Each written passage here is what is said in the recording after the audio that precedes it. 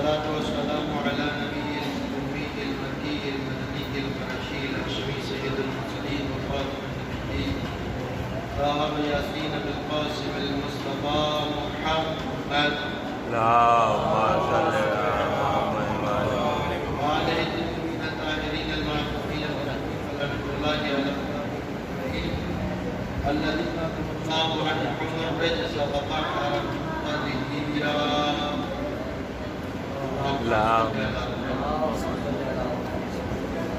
أما بعد فقد قال الله في القرآن الحكيم بسم الله الرحمن الرحيم كل نفس ذائقة الموت.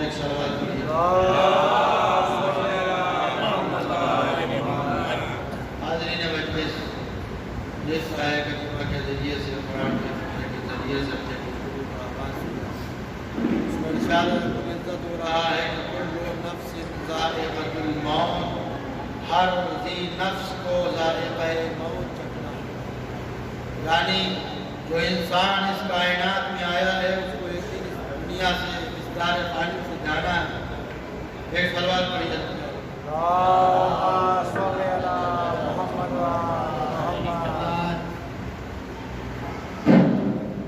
ایک اور سلوات پڑھی جاتی ہے راضی جانے گرامی. موت ہر انسان کو آنا ہے، ہر انسان کو، ہر ذی نفس کو، ہر ذی روح کو ذائقہ موت چکھنا ہے. وہی انسان دنیا میں آنے کے بعد اس بات کا دعویدار نہیں ہے کہ ہمیں موت نہیں آئے گی، بلکہ جو آیا ہے وہ موت کا مزے کو ضرور چکھے گا. یہاں تک کہ آپ کی خدمت میں عرض کروں کہ جو انسان اللہ کو نہیں مانتے، جو انسان اللہ کی وحدانیت پر ایمان نہیں رکھتے، جو انسان اللہ کو خالق و مالک کائنات نہیں مانتے، جو اللہ کے وجود کے قائل نہیں ہیں، وہ بھی اگر ان سے پوچھئے جا کر کہ موت آئے گی کہ نہیں آئے گی، موت حق ہے کہ نہیں ہے، موت برحق ہے کہ نہیں ہے، ہر انسان کو موت کا مزہ چکھنا ہے یا نہیں، تو وہ جو انسان اللہ کا انکار کرتا ہے وہ بھی یہ بات آپ کی خدمت میں عرض کرے گا کہ نہیں، موت سے کوئی فرار اختیار نہیں کر سکتا اور موت ایک دن آ کے رہے گی. لہذا یہ موت ایسی شے ہے کہ انسان اچھے اعمال کرے گا تب بھی آئے گی، برے اعمال کرے گا تب بھی آئے گی، انسان نیک ہوگا تب بھی آئے گی، انسان گناہگار ہوگا تب بھی آئے گی. ہاں یہ اور بات ہے کہ ہم زندگی میں وہ کریں کہ جب موت آئے تو ایسی کہ ہمیں جنت ملے، ہمیں حوریں ملیں، ہمیں وہاں نہریں ملیں، ہمیں وہاں باغات ملیں، ہمیں وہاں گھر ملے، ہمیں وہاں نعمتیں ملیں. اور اگر انسان اس دنیا میں اپنی زندگی کو بہتر نہ بنائے گا تو بھی یاد رکھے موت آئے گی تو پیغام جہنم لے کے آئے گی، موت آئے گی تو ہمارے لیے بدی لے کر آئے گی، موت آئے گی تو نعرے جہنم لے کر آئے گی، موت آئے گی تو ہمارے لیے پیغام عذاب لے کر آئے گی. لہذا اب ہم حضرات کو، ہم سب کو کوشش کیا کرنا ہے کہ موت تو برحق ہے اور آنا ہے، لیکن یہ موت کیسے بہتر بنائی جا سکتی ہے، یہ موت کس طریقے سے ہمارے لیے بہتر ہو سکتی ہے. تو اس کے لیے فارمولہ بتایا ہے کہ اپنی زندگی کو ایسا بنا لیا جائے کہ زندگی بہتر سے بہتر ہو جائے، موت خود بخود بہتر ہو جائے. ایک صلوات پڑھیے.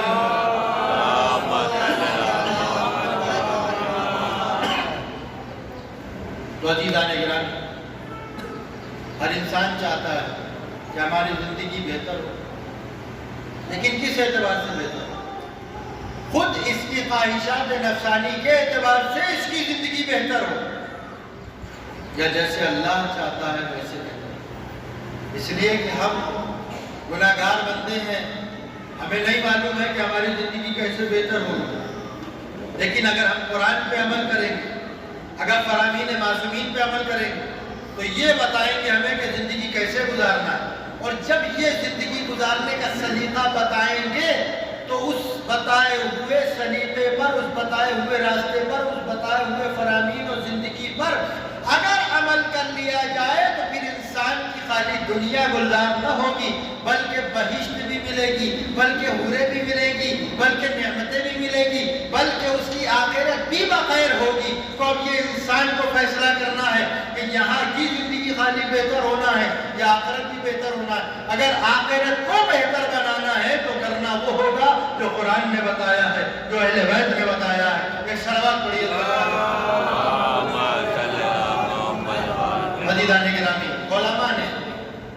اہل بیت نے کچھ طریقے بتائے ہیں کہ آپ اپنی زندگی کو کیسے بہتر بنائیے. طریقے کیا ہے؟ آپ کی خدمت میں نے عرض کیا کہ موت بہتر کیسے آئے گی, آخرت بخیر کیسے ہوگی؟ جب ہماری زندگی بہتر ہوگی.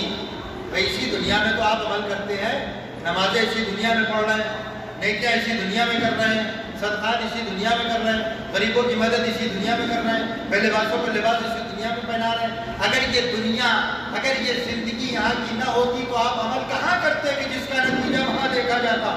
اسی لیے اللہ نے فرمایا الذی خلق الموت والحیات لیبلوکم ایکم احسن عملا, کہ ہم نے زندگی اور موت اس لیے تمہیں عطا فرمائی ہے تاکہ تمہیں دیکھیں کہ عمل احسن میں کیسے ہو.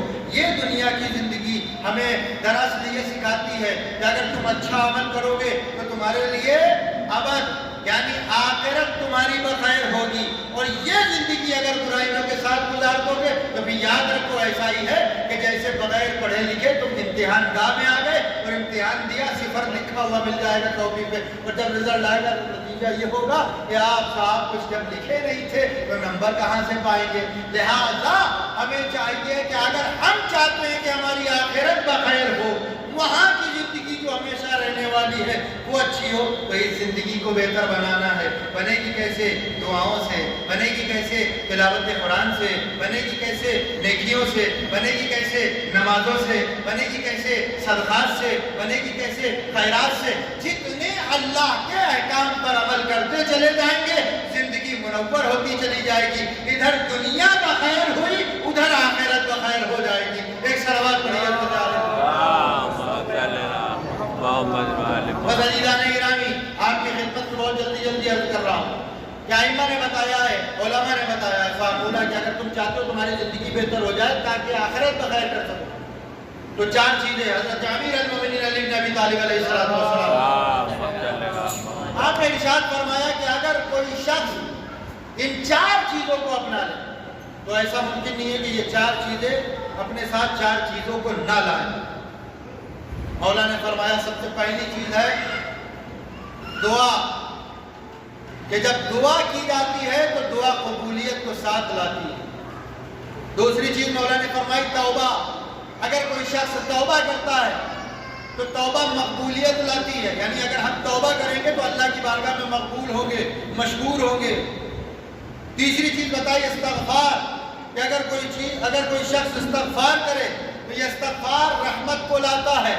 اور پھر چوتھی چیز فرمائی اگر کوئی شخص شکر ادا کرے خداوند کریم کی نعمتوں کا تو لئن شکرتم لازیدنکم, تو اللہ اس کے شکر کرنے کی وجہ سے اس کی نعمتوں میں اضافہ کرے گا. ایک صلوات پڑھیے عظمت عالم.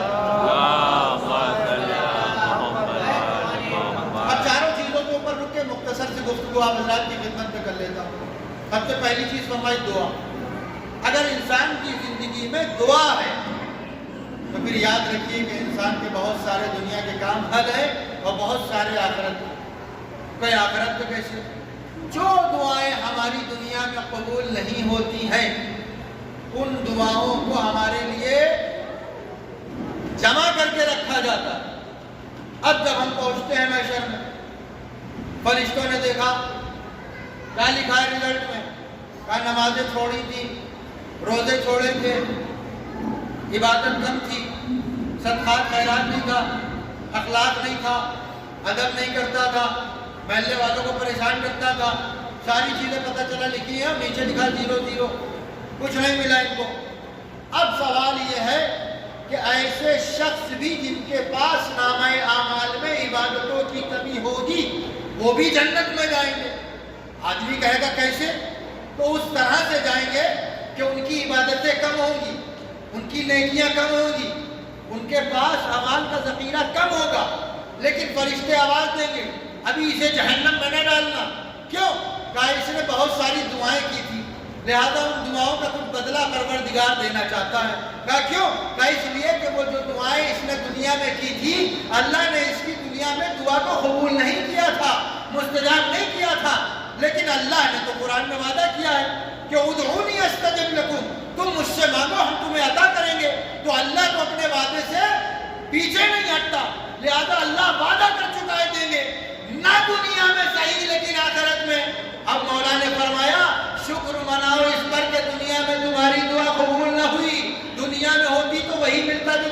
جانا ہے وہ چھوٹی چھوٹی چیزیں، مکان، فلیٹ، زمین، کاروبار، fridge, T V, washing machine, اور ہماری حیثیت کیا ہے؟ ہم مان کیا سکتے ہیں؟ پروردگار عالم نے کہا ہم نے تمہارے پر کرم کیا، دنیا میں تمہیں نہ دے کر کے آخرت میں تمہاری زندگی بچا لی، وہ زندگی جو ہمیشہ والی تھی کہ تم جہنم میں گزارتے، ہم نے تمہاری دعاؤں کو قبول کر کے تمہاری نیکیوں میں اضافہ کر دیا۔ ایک صلوات پڑھیے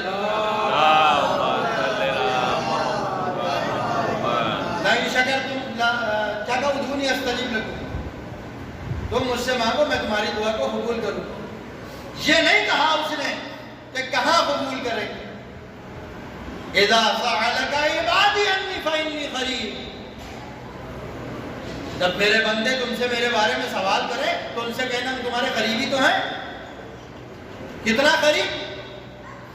نحن اقرب الیہ من حبل الورید، اتنا قریب کہ لگے جان سے بھی زیادہ۔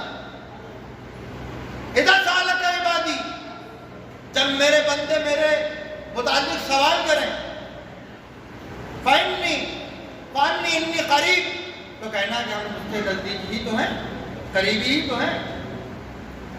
اجیب الدعوۃ الداعی اذا دعان فلیستجیبوا لی، اور جب وہ ہم سے دعا کرتے ہیں، وہ جو ہم سے مانگتے ہیں، وہ جب ہماری بارگاہ میں کلام کرتے ہیں تو ہم ان کے کلام کو، ان کی بات کو سنتے ہیں، ان کی دعا کو سنتے ہیں، اور اگر بہتر سمجھتے ہیں تو قبول بھی فرما لیتے ہیں، مستجاب بھی کرتے ہیں، عطا بھی کر دیتے ہیں۔ اب کوئی انسان کہہ سکتا ہے کہ بھئی اللہ نے کہا مجھی سے مانگو، میں سن بھی رہا ہوں، میرے بندوں سے کہو کہ ہم سے کہیں، وہ ہم بہتر سمجھیں گے تو دے دیں گے۔ بھئی آپ آسانی سے سمجھ سکتے ہیں، ایک ماں کا چھوٹا سا بچہ ہے، ماں کھانا پکا رہی ہے، چولہا جل رہا ہے، ایک مرتبہ بچہ گھٹنیوں چلتا ہوا بڑھا اور چولہے میں پڑی ہوئی وہ سنسی، وہ دستپنا جو تپ رہا ہے، سرخ ہے، اس کو ایک مرتبہ اٹھانے لگا۔ کیا سمجھ کے؟ کھلونا۔ کیوں؟ اس لیے کہ یہ کھلونا اس کو بہتر معلوم ہوتا تھا، لیکن جب ہاتھ بڑھایا تو ماں نے اس کا ہاتھ بھی روک لیا، اسے گود میں اٹھا کے الگ بٹھا دیا اور وہ دستپنا لینے نہیں دیا۔ بچے کے اعتبار سے کیا ہوا؟ ظلم۔ ماں کے اعتبار سے کیا ہوا؟ رحم۔ بس یہی معاملہ خدا کا اور ہمارا ہے۔ ہم سمجھ رہے ہیں یہ ہمارے لیے بہتر ہے، لیکن خدا جانتا ہے یہ اس کے لیے نقصان دہ ہے، لہذا اگر یہاں فائدہ نہیں ہوا دعا کا تو آخرت میں یہ ضرور کام آئے گی۔ ایک صلوات پڑھیے اللہ تعالیٰ۔ بس عزیزان گرامی، جلدی جلدی آپ کی خدمت میں عرض کروں گا کہ دعا ہر لمحے میں ضرور کریں۔ اگر دعا کچھ نہ ہوتی تو صحیفہ سجادیہ نہ ہوتی، 54 دعاؤں کا مجموعہ۔ دعا اب تو معبود کا ایک ایسا رابطہ ہے کہ جس سے اس کی بندگی میں دن بدن اضافہ ہوتا ہے، اس کی معرفت میں دن بدن اضافہ ہوتا ہے، اس کے کمالات میں دن بدن اضافہ ہوتا ہے، اور ایسا اضافہ کہ علماء بڑے بڑے مجتہدین فرماتے ہیں اگر یہ دعائیں نہ ہوتی تو خمینی کہتے ہیں ہم خمینی نہ بنتے، خوئی کہتے ہیں ہم خوئی نہ بنتے، مرشی نجفی کہتے ہیں مرشی نجفی نہ بنتے، اس لیے کہ ان دعاؤں کو اگر کسی نے اللہ اور اپنے درمیان رابطہ قرار دے دیا ہے تو پھر یاد رکھیے گا کہ دعائیں نہیں رہتی بلکہ اس کی دین اور دنیا کی عافیت کا سبب بن جاتی ہے۔ ایک صلوات پڑھیے۔ کبھی کبھی ہم سب کی دعائیں قبول نہیں ہوتی، ہم لوگ ناراض ہو جاتے ہیں، اللہ نے اتنا دن سے کر رہے ہیں دعا قبول نہیں ہو رہی ہے 20 سالوں تک۔ تو بھیا شہادت کی دعا حضرت امیر المومنین نے 40 برس کی ہے، تب کہیں جا کے آپ کو شہادت ملی ہے۔ میں مولا علی کی دعا قبول نہیں کی، وہ تو وہ ہیں جن کے وسیلے سے ہم لوگوں گناہگاروں کی قبول ہو جاتی ہے۔ وہ اللہ جس طرح سے اپنے نبی کی دعا رد نہیں کرتا اسی طریقے سے اپنے ولی اور امام کی دعا رد نہیں کرتا۔ تو کیا مولا علی 40 سال تک مانگ رہے ہیں تو سب سے آخر میں جو مانگی تھی وہ قبول ہوئی ہو؟ نہ، مولا کے دہن سے جب پہلی دفعہ یہ فکرہ نکلا ہوگا کہ پروردگار میں شہادت نصیب فرما، اسی وقت اللہ نے قبول کر لی ہوگی۔ یہ اور بات ہے کہ اللہ بہتر جانتا ہے کہ ہم علی سے کیا کام لینا ہے، ان کی ولایت کے ذریعے سے شیعوں کو کہاں تک پہنچانا ہے، اور اس کے بعد اللہ جانتا ہے کہ ان کو شہادت ہمیں کیسے عطا فرمانا ہے۔ لہذا اللہ بہتر جانتا ہے کہ ہمیں کون سی چیز کی ضرورت کب ہے، لہذا اگر ہماری دعائیں ہیں، دعاؤں میں کبھی کمی نہ کیجیے، اس لیے کہ اگر یہاں کام نہ بھی آئیں تو ہمارے لیے آخرت، بھیا آخرت کے لیے ہم لوگ پاس ہے کیا؟ نہ ہماری نمازیں ویسی، نہ ہمارے روزے ویسے، نہ ہماری نیکیاں ویسی۔ اب بچا کیا ہے؟ اب بچے ہیں آل محمد، ان کے وسیلے سے جتنی نیکیاں کرنا ہے کر لیجئے، جتنی دعائیں کرنا ہے کر لیجئے۔ ان کے وسیلے سے اگر دعا کی ہے تو یاد رکھیے نیکیاں کم بھی ہوگی تو محشر میں ان کے وسیلے سے کی گئی دعا رد نہ ہوگی۔ ایک صلوات پڑھیے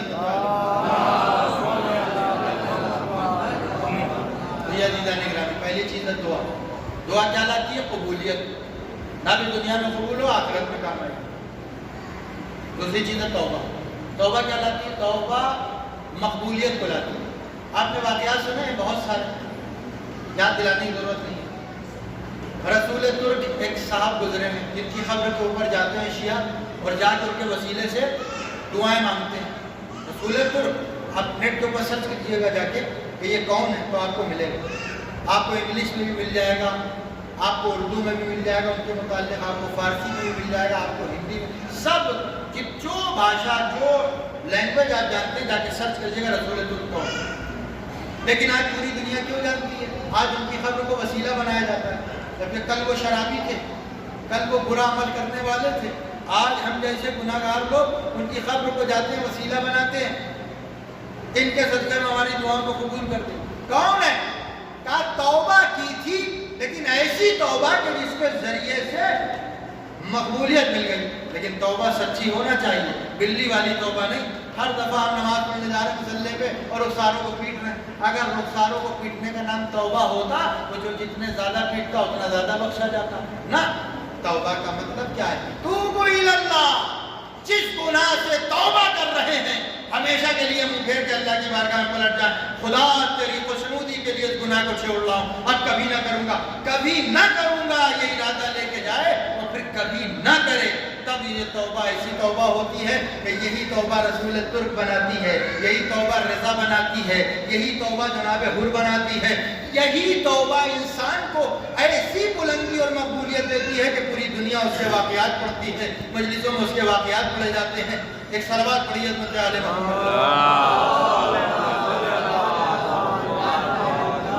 ایک واقعہ حضرات کی خدمت میں خالی عرض کروں، بہت سارے واقعات یاد آ رہے ہیں اس وقت اس موضوع پر کہ توبہ، مولا نے فرما دیا کہ توبہ مقبولیت لاتی ہے تو لاتی ہے۔ نیک لوگ پڑھے ہوئے بیچارے متقی پرہیزگار، ہمیشہ نمازیں پڑھنے والے، ہمیشہ روزے رکھنے والے، کوئی نہیں جانتا۔ اور ایک شخص ہے بہت گناہ کیے، بہت گناہ کیے، بہت گناہ کیے، اور گناہ کرنے کے بعد اس نے ایک دفعہ ایسی توبہ کری کہ پھر گناہوں کی طرف مڑ کے نہ دیکھا۔ اب اللہ ہے، اب رسول ہے، اب آل رسول ہے، اب فرمان رسول ہے، اب زندگی ویسی ہے جیسی مولا چاہتے ہیں، جیسی اللہ چاہتا ہے، جیسے رسول چاہتے ہیں۔ تو اب جب ایسا ہوتا ہے تو پھر پروردگار ایسی مقبولیت دیتا ہے کہ پوری کائنات جانتی ہے بھائی جناب حر علیہ السلام کو کیوں مرتبہ یہ ملا؟ توبہ کی وجہ سے۔ جناب رسول ترک کو کیوں یہ مرتبہ ملا؟ توبہ کی وجہ سے۔ ایک واقعہ سنیے، آپ حضرات کی خدمت میں عرض کرتا ہوں۔ ایک بہت بڑے عالم گزرے ہیں شیعوں کے، آیت اللہ محمد حسین طباطبائی۔ اب وہ کہتے ہیں کہ جب سید علی طباطبائی، اب وہ قاضی طباطبائی اپنے شاگردوں کے ساتھ جب پڑھا کے لوٹتے ہیں روز تو ایک شخص سے ملاقات ہوتی ہے، اور جب ایک شخص سے ملاقات ہوتی ہے تو تمام جتنے بھی ان کے شاگرد ہوتے ہیں وہ کہتے ہیں کہ صاحب آپ کا مناسب نہیں ہے ان سے ملاقات کرنا، آپ کا ملاقات کرنا ان سے مناسب نہیں۔ سید علی قاضی طباطبائی علیہ الرحمہ والرضوان ان لوگوں کے کہنے کے مطابق عمل نہ کرتے ہوئے اپنے اسی سلسلے کو جاری رکھتے ہیں اور روز ملاقات اس سے ہو رہی ہے۔ ایک مرتبہ شاگردوں نے پھر کہا کہ حضور آپ جو اس شخص سے ملاقات کرتے ہیں اس کے بارے میں جانتے ہیں، جھوٹ یہ بولتا ہے، مکاری یہ کرتا ہے، 420 یہ ہے، بےمان یہ ہے، شراب یہ پیتا ہے، ڈکیتی یہ کرتا ہے، چور یہ ہے، ساری نوٹنکیاں اس کے اندر بھری پڑی ہیں اور آپ تب بھی خاموش ہیں۔ اب ایک دن ہوا یہ کہ ملاقات جب ہوئی تو کہنے لگے یہ بتاؤ کہ تم ہمیں روز سلام کیوں کرتے ہو؟ بولے حضور آپ عالم دین ہیں، اور بھی کوئی بات؟ آپ سید زادے ہیں، آل رسول ہیں، اور بھی کوئی بات؟ کہا نہیں، آپ کا حق ہے کہ ہم سب آپ کو سلام کریں۔ اب عزیزان گرامی ایک مرتبہ یہ سب سننے کے بعد انہوں نے کہا اگر تم واقعی احترام کرتے ہو تو ہماری ایک بات مانو گے؟ کہا جی بالکل مانیں گے۔ کہا وعدہ کرو پہلے مانو۔ کہا جی مانیں گے۔ کہا یہ بتاؤ کہ آج تم جا کر 2 رکعت نماز پڑھو۔ اب اس نے کہا کہ بھائی آج تک ہم نے کبھی نماز ہی نہیں پڑھی، میں کیا جا کے نماز پڑھوں گا؟ کہا دیکھو تم نے وعدہ تو کیا تھا کہ آپ جو کہیں گے وہ کریں گے، لہٰذا میں چاہتا ہوں کہ تم نماز پڑھو۔ کہا اب آپ نے کہا ہے تو آج جا کے پڑھتا ہوں۔ 2 رکعت نماز تہجد پڑھ لو، 2 رکعت نماز سے۔ اسی لیے میں کہتا ہوں کہ نماز شب پڑھنے کے لیے اگر عادت ڈالنا ہے تو اکٹھا 11 رکعت سے نہ ڈالیے، 2 رکعت سے شروع کریے، 3 کر دیجیے وتر کو ملا کر، پھر 2 بڑھاتے چلے جائیے۔ اب جب لطف مل جائے گا قسم بخدا پھر خود ہی آپ نیند کو سمجھیں گے کہ یہ نیند ہمیں آزار دے رہی ہے، لیکن کھڑے ہوں گے جب مصلی پہ تو سکون ملے گا۔ ایک شہوت پڑھیے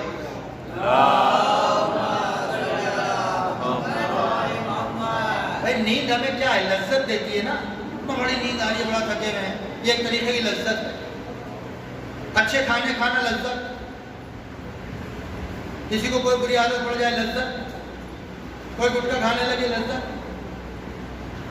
لیکن لذت واقعی قائم ہے۔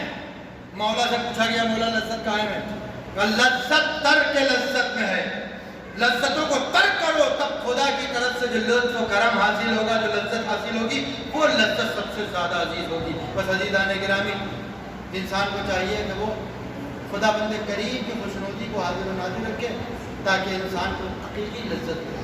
کہتا ہے کہ میں نے کہہ دیا، وعدہ کر دیا کہ ٹھیک ہے، رات میں ہم جو ہے وہ پڑھے۔ آیا اپنے گھر میں ہاؤس پہ بیٹھا، وہ بیٹھنے کے بعد ایک مرتبہ اپنے چہرے کو پانی میں دیکھا، اور جب پانی میں دیکھا چہرے کو تو ایک مرتبہ کہتا ہے کہ قاسم تم اتنے زمانے کے بعد خدا کی یاد آئی ہے، اب آئے وہ نماز پڑھنے، اب اس کی بارگاہ میں آنے کا موقع ملا ہے۔ اب عزیزان گرامی کہتا اپنے چہرے کو نہیں دیکھ رہا تھا بلکہ اپنی پوری زندگی کو دیکھ رہا تھا، مگر ایسی توبہ کی کہ اب یہ نماز 2 رکعت نہ رہی، اب یہ نمازیں پڑھ کے آپ ہی تو زاہد بن گیا، تمام برائیاں ختم، تمام خرابیاں ختم۔ اب حالت یہ ہے کہ جو شاگرد کہتے تھے کہ ان سے مل کے بات نہ کیے سلام ہوا، وہ ڈھونڈ رہے ہیں کہ کہیں قاسم ملے تو جھوٹا پانی پینے کو مل جائے، کیونکہ ان کا پانی پینے کو مل جائے تو بابرکت پانی ہو جائے گا، وہ پانی پینے سے اپنی زندگی کو برکت بنا لیں گے۔ لیکن یہ ہوتا کب ہے؟ جب توبہ حقیقی ہو۔ اس لیے کہ جب انسان اللہ کی بارگاہ میں آ کر کہہ دیتا ہے پروردگار جو اب تک تھا وہ تیری نافرمانی میں تھا، لیکن اب جو کروں گا وہ تیری فرما برداری میں کروں گا، بس خدا کی بھی رحمت کو جوش آتا ہے، اب پھر انسان کے لیے وہ جنت کے دروازے کھول دیتا ہے، نعمتوں کے دروازے کھول دیتا ہے، فراوانیاں اس کے لیے کر دیتا ہے، پھر انسان کی دنیا بھی بہتر ہو جاتی ہے اور آخرت بھی بخیر ہو جاتی ہے۔ صلوات پڑھیے۔ تیسری چیز ہے استغفار۔ استغفار کیا ہے؟ گناہوں کی بدبو کو ختم کرتا ہے۔ استغفر اللہ ربی واتوب الیہ، استغفر اللہ واتوب الیہ، استغفر اللہ الذی لا الہ الا هو الحی القیوم واتوب الیہ، استغفر اللہ الذی لا الہ الا هو الحی القیوم الرحمن الرحیم واتوب الیہ۔ جتنا بڑھاتے چلے جائیے، جتنا بڑھاتے چلے جائیے، سب سے چھوٹا استغفر اللہ وہ بڑا کرتے چلے جائیے تو آپ کو کتابوں میں 2.5 پیج کا استغفار مل جائے گا۔ فائدہ کیا ہے استغفار کا؟ فائدہ یہ ہے کہ گناہوں کی بدبو کو ختم کرتا ہے۔ ہمیں نہیں سمجھ میں آئے کہ گناہوں کی بدبو کیا ہے، تو کیا ہماری روحانی ترقی نہیں ہے؟ ہمیں سمجھ ہی نہیں آ رہا۔ لیکن جو معنوی روحانی لوگ ہوتے ہیں ان کو گناہگار لوگوں کے گناہوں سے جو بدبو آتی ہے وہ بھی پتہ چل جاتا ہے۔ اب ہم لوگ اتنے گناہ کر رہے ہیں، فرشتوں کو آتی ہوگی بدبو؟ نہیں آتی؟ اسی لیے کہا گیا فرشتوں کو بلانا ہے، خوشبو لگاؤ، حدیث قصہ پڑھو، وہاں پر کوئی چیز لوبان وغیرہ جلاؤ، عطر وغیرہ۔ اسی لیے شریعت نے حکم دیا ہے کہ آپ جو ہے وہ لگائیے، عطر، خوشبوئیں لگائیے تاکہ بدبو نہ آئے۔ تو ہمارے جسم سے بدبو نہ آئے تو پھر ہماری روح سے بھی بدبو نہ آئے، اس لیے جسم سے زیادہ روح، لہذا گناہوں کی بدبو کو استغفار ختم کرتا ہے۔ مولا حضرت امام جعفر صادق علیہ الصلوۃ والسلام کی خدمت میں ایک شخص آیا، اس نے کہا مولا یہ بتائیے کہ ہمیں کوئی सलवात आप पे पढ़ते हैं, आपको सलवात की आपको जो ज़रूरत क्यों है, रसूलुल्लाह को सलवात की, वो तो खुद साया रहमत है, वो तो खुद वजूद रहमत है, वो तो खुद रहमत है, अब क्या ज़रूरत? कहा जिस तरह से तुम दुरूद पढ़ते हो और रसूलुल्लाह खुद बाइस रहमत है, जिसकी वजह से रहमत होती है, जो खुद साया रहमत है, जो खुद वजूद रहमत है, उन पर तुम जब दुरूद पढ़ते हो तो इससे उन्हें फ़ायदा नहीं होता, तुम्हें फ़ायदा होता है। तो इसी तरीके से समझिए इस्तिग़फ़ार। मौला ने कहा लाओ एक गिलास में पानी ले आया, एक बर्तन में पानी लाया। मौला ने कहा इस बर्तन से पानी छोटे ज़र्फ़ में निकालने लगा। मौला ने कहा हाथ को ऊंचा करके निकालो, ऊंचे हाथ से निकालने लगा। पानी गिरता रहा। एक मरतबा जब पानी का प्याला भर गया तो वो अपने हाथ को रोकने लगा। मौला ने कहा नहीं अभी हाथ ना रोको, इसको भरते रहो मजीद। कहा मौला ये भर चुका है। कहा हाँ जितना पानी ज़र्फ़ में है खाली कर दो। वो खाली करने लगा। पानी जब भरे हुए प्याले पर गिरता रहा, उससे छींटे उड़ के उस पर जाती रही। अब मौला ने कहा तुम्हें जवाब मिल गया? कहा मौला ये तो मैंने पानी अभी उल्टा है, हमें तो नहीं समझ में आया जवाब क्या है। कहा मैंने तो जवाब दे दिया। कहा क्या जवाब है मौला, जरा समझाइए तो सही। कहा जिस तरीके से भरे हुए ज़र्फ़ में पानी मजीद गुंजाइश नहीं रखता, लेकिन अगर गिरता है तो तुम्हें फ़ायदा पहुँचा रहा, तुम्हारे वजूद पे आ रहा है, तुम भीग रहे हो, ये तुम्हारे पछीटे आ रही हैं। इसी तरीके से रसूल अल्लाह को अब रहमत की ज़रूरत नहीं, वो खुद साया रहमत है। उन्हें अब ज़रूरत नहीं रहमत की, वो वजूद रहमत है। उन्हें ज़रूरत नहीं अब रहमत की, वो बाइस रहमत है, उनके सबब से रहमत है। लेकिन जब तुम मजीद दुरूद पढ़ते हो तो जो अल्लाह की रहमत उन पर नाजिल होती है। अब उधर तो प्याला भरा हुआ है रहमत का, अब जो रहमत तुम पर आती है, हम पर आती है, इससे हमें फ़ायदा होता है, उन्हें कोई फ़ायदा नहीं होता। एक सलवात पढ़िए। इसी तरीके से इस्तिग़फ़ार वो हमारे लिए करते हैं, उनको कोई फ़ायदा नहीं होता, लेकिन हमें फ़ायदा होता है। फरिश्तों को इस्तिग़फ़ार की ज़रूरत नहीं, लेकिन वो हमारे लिए करते हैं, हमें फ़ायदा होता है। उनको क्या ज़रूरत है, लेकिन हम जिनको करना चाहिए कम से कम करते हैं। चौथी चीज़ आपकी खिदमत में अर्ज़ करके मसाइल पढ़ रहा हूँ। चौथी चीज़ शुक्रिया। जो शुक्रिया अदा करता है वो नेमतों की ज़्यादती पाता है, नेमतों में इज़ाफ़ा पाता है। तो मौला ने फरमाया, कुरान मजीद खुद कह रहा है शकरतुम लअज़ीदन्नकुम, तुम शुक्रिया अल्लाह का अदा करो, अल्लाह तुम्हारी नेमतों का इजाफा करेगा। तो हमें चाहिए कि ज़िंदगी के हर लम्हे में अल्लाह का शुक्र करें। छोटी सी नेमत पाएँ लेकिन अल्लाह का शुक्र, बड़ी नेमत पाएँ अल्लाह का शुक्र, दरमियानी नेमत पाएँ अल्लाह का शुक्र। अगर ये यकीन है कि ये अल्लाह की तरफ से हमारे लिए नेमत है तो शुक्रिया अदा करना हमारा फ़र्ज़ है। और जब शुक्रिया अदा किया जाएगा तो नेमतों में इजाफा कैसे होगा? 1 की 10 देता है अल्लाह, 1 की 10। अब अगर हम दिन भर में 50 सैकड़ों नेमतें पा रहे हैं और उस पर शुक्र अदा कर रहे हैं तो हमारी नेमतों में कितना इजाफा होगा? इसी को कहते हैं रिज़्क़। रिज़्क़ खाली माल और पैसा नहीं है। रिज़्क़ वो है कि दुनिया में पूरी ज़िंदगी आराम से गुजरे और अल्लाह की बंदगी साथ हो और आखिरत भी बखैर हो जाए। यही रिज़्क़ कसीर है, जहाँ में कोई चीज़ की परेशानी ना हो। एक सलावत पढ़िए।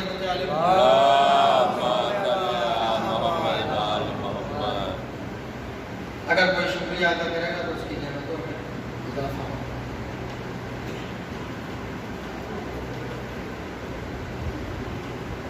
हज़रत इमाम अली इब्न मूसा रज़ा सामिनुल हजर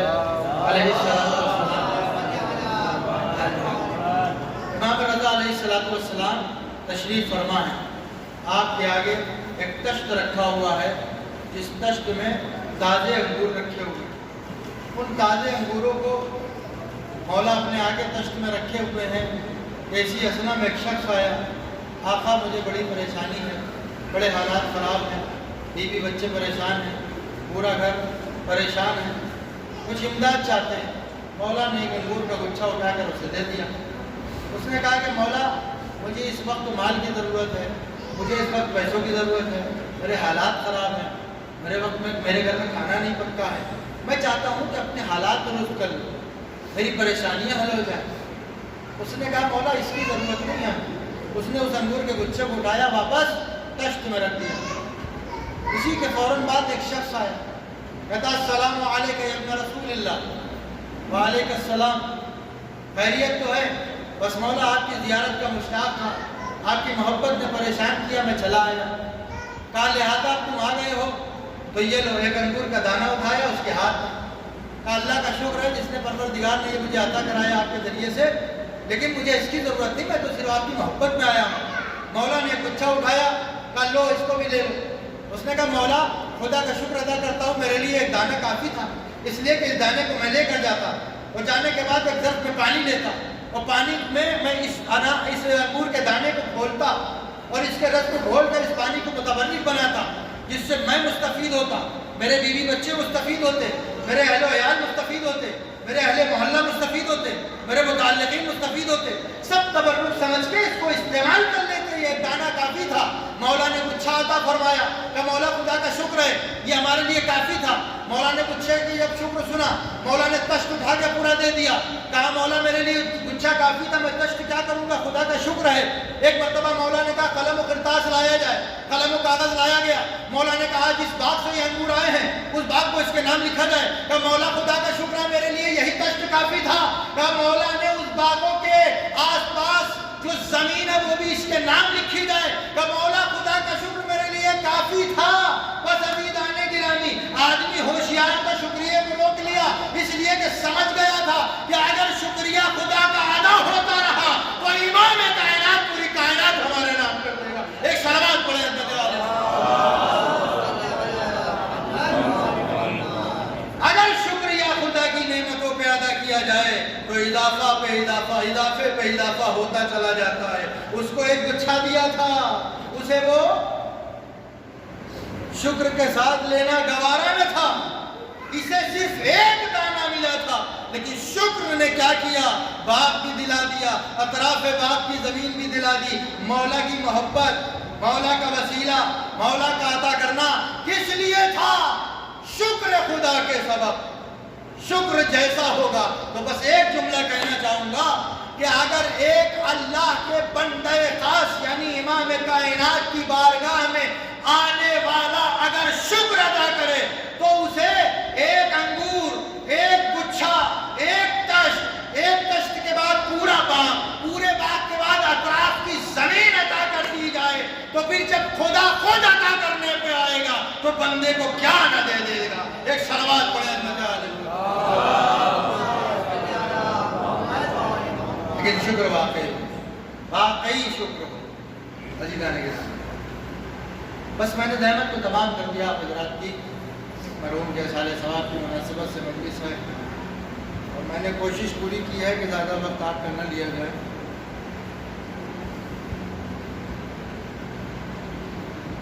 ہم نعمتوں کے ملنے پر شکریہ ادا کریں۔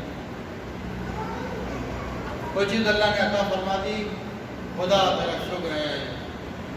کوئی منصب دیا، خدا تیرا شکر ہے۔ اولاد دی، خدا تیرا شکر ہے۔ مال و دولت ملا، اللہ تیرا شکر ہے۔ ہم ملنے پر شکر ادا کرتے ہیں، اتنے خود غرض ہیں۔ اور اہل بیت طاہرین علیہ السلام کون ہے کہ جب ان کے گود کے پالے میدان کربلا میں جاتے ہیں اور شہید ہو کر لاشیں آتی ہیں تو یہ کہتے ہیں خدا تیرا شکر ہے۔ برابری کائنات میں کسی سے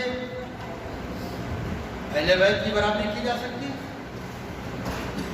دنیا وہ ہے کہ جو نعمتیں ملنے پر شکر کرتی ہے، یہ وہ ہیں کہ جانتے ہیں میرے لیے نعمت یہ ہے کہ اللہ نے اس قابل سمجھا ہے کہ ان کی اولاد لی جائے۔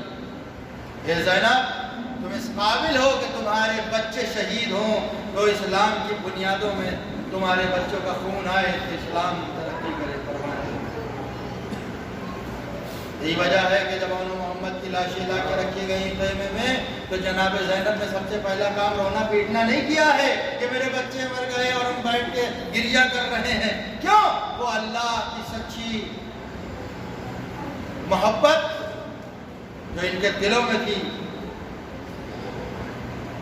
ابھر کے کہتی تھی کہ زینب، اللہ نے تمہیں اس قابل سمجھا ہے کہ تم اس کا شکر کرو۔ بس ایک مرتبہ جناب زینب نے لاشوں کے درمیان سجدے میں سر رکھ دیا، اے خدا تیرا شکر ہے کہ تو نے اس نذرانے کو قبول فرمایا۔ کبھی اکبر کی لاش، کبھی قاسم کا جنازہ، کبھی محمد کی لاشیں، کبھی عباس کی شہادت، لیکن اہل بیت کے لبوں پر شکوہ نہ آیا۔ جب بھی آیا شکر آیا۔ بس عزیزان گرامی، لیکن ماں کی محبت ہے نا کب تک کہ بھائی کی محبت ہے نا کب تک کہ شکر ادا ہوگا۔ شکر کے ساتھ ساتھ جناب زینب ایک بہن بھی ہیں، ایک ماں بھی ہیں. جب بچے کی لاشیں لا کے رکھے گئے نا تو ایک مرتبہ کسی نے کہا کون ہے ان بچوں کا؟ جناب زینب آگے بڑھی اور آنے کے بعد جناب زینب نے پھر شکر کا سجدہ کیا. لیکن کب تک یہ برداشت کرتی، کب تک صبر کرتی ہے؟ جتنا بڑا صابر ہو، ایک مرتبہ صبر کا بان ٹوٹتا ہے اور ایک مرتبہ محبت فطرت کروٹ لیتی ہے. جناب زینب واپس مدینے آ گئی. مدینے آنے کے بعد ایک مرتبہ اس حجرے میں نگاہ گئی جہاں اون و محمد کے چھوٹے چھوٹے بستر، چھوٹے چھوٹے مصلے بچھے تھے. ایک مرتبہ ماں برداشت نہ کر پائی. اے میرے اون و محمد، ارے تمہارے مرنے کے بعد ہم نے کبھی تمہارے اوپر گریہ نہ کیا، لیکن اے اون و محمد، ارے تمہارے جانے کے بعد میری دنیا اندھیر ہو گئی. بس عزیزان گرامی، ایک مرتبہ جناب امام حسین علیہ السلام، جناب زینب کب تک صبر کرتی، کب تک صبر کرتی؟ ایک مرتبہ جناب زینب سلام اللہ علیہ کو اطلاع ملی، یزید نے کہا ہے کہ سب کو رہا کیا جائے، آپ بتائیے آپ کی کوئی خواہش ہے؟ جناب زینب نے اپنی باتیں بتائیں. ہم چاہتے ہیں کہ ہمیں کالی محفلوں میں یہاں سے لے جایا جائے. اس سے پہلے ہم چاہتے ہیں کہ یہیں ایک گھر خالی کرایا جائے. کس سبب سے؟ اس لیے کہ ابھی تک ہم نے اپنے بھائی پر گریہ نہیں کیا، ہم نے اپنے شہیدوں کا ماتم نہیں کیا، لہذا ہم چاہتے ہیں کہ اپنے شہیدوں کا ماتم کر لیں. ایک مرتبہ ایک حجرہ خالی کرایا گیا. 7 دن و یوم تک، 7 رات دن تک جناب شہزادی کونین نے ماتم کیا. عزاداری کس طرح سے ہوئی عزیزان گرامی ذرا تصور کیجیے گا. جب ہمارے کیا ایام عظم مجلسیں ہوتی ہیں تو آپ کا کیا دل چاہتا ہے؟ مجلس میں علم برآمد ہو، اس لیے کہ آپ کے گریہ میں اضافہ ہو. مجلس میں تابوت برآمد ہو، اس لیے کہ آپ کے گریہ میں اضافہ ہو. مجلس کے بعد شبیہیں برآمد ہوں تاکہ آپ کے گریہ میں اضافہ ہو. مجلس کے بعد زلزلہ نکالا جائے تاکہ آپ کو اس منظر کی یاد آئے. کیوں؟ اس لیے کہ گریہ میں اضافہ ہو، آپ کا دل بھر آئے اور آپ رو سکیں کہ میرا آقا اتنی مظلومیت سے مارا گیا. ذرا سوچئے کہ 1400 برسوں کے بعد جب شبیہاں سامنے آتی ہیں تو ہم دل نہ تھام پاتے ہیں، ہماری آنکھوں سے آنسو آ جاتے ہیں. لیکن جب زینب نے فرش عزا بچھایا ہوگا، ارے کبھی عباس کا سر، کبھی علی اکبر کا سر، کبھی ننھا سالی اصغر کا سر، کبھی اون و محمد کے سر، ارے جب حسین کا سر آیا تمام بیویوں نے حلقہ بنا لیا. اے میرے والیوں والے، اے حسین جب تم مارے گئے ہمارے سروں سے ردائیں چھینی گئی، ہمیں درے مارے گئے، ہمیں تازیانے لگائے گئے. اے حسین تمہاری شہادت کے بعد شام غریبہ خیموں کو آگ لگا دی گئی، بچے جل کر مر گئے، کچھ اونٹوں کے گھوڑوں کے سموں سے پامال ہو گئے. سکینہ شام غریبہ میں وصایا من ندیہ طیب القلبی القلبون انا للہ و انا الیہ رضا بقضائه وتسلیما لامرئ على قضاء حوابه وبعد حوابني وسر المستودع فيها بعدد ما احاط به. اللهم عجل لوليك الفرج والذي لا يختص عبادتك کی بارگاہ میں قبول فرما. ہم سب کی توفیقات میں ایک اضافہ فرما، ہم سب کے گناہ کبیرہ و صغیرہ کو معاف فرما. خصوصاً جن مرحوم کے لیے مجلس کا انعقاد کیا گیا ہے ان کے درجات کو بلند فرما، ان کی قبر کو نورانی فرما، ان کے برزخ کے جو مسائل ہیں ان کو حل فرما، آسانیاں عطا فرما. پروردگار جنت البقیع کی تعمیر کا دعا مہیا فرما. روضات مقدسات، حوضات علمیہ، علماء بنانے مشترین تشریف کو مکمل حفاظت فرما. بقیت اللہ اعظم کے ظہور تعجیل فرما، جو ظہور فرما جو کلیم جامع اور انسان میں شمار ہو جائے. ربنا تقبل منا وانک انت السمیع الدعاء. آپ حضرات کی خدمت میں گزارش ہے ایک مرتبہ سورہ الحمد، ایک مرتبہ سورہ اخلاص کی تلاوت فرما کر سید انور مصطفیٰ زیدی عرف انو صاحب ابن سید ہارون مصطفیٰ زیدی صاحب کیوں چھوڑ جاتی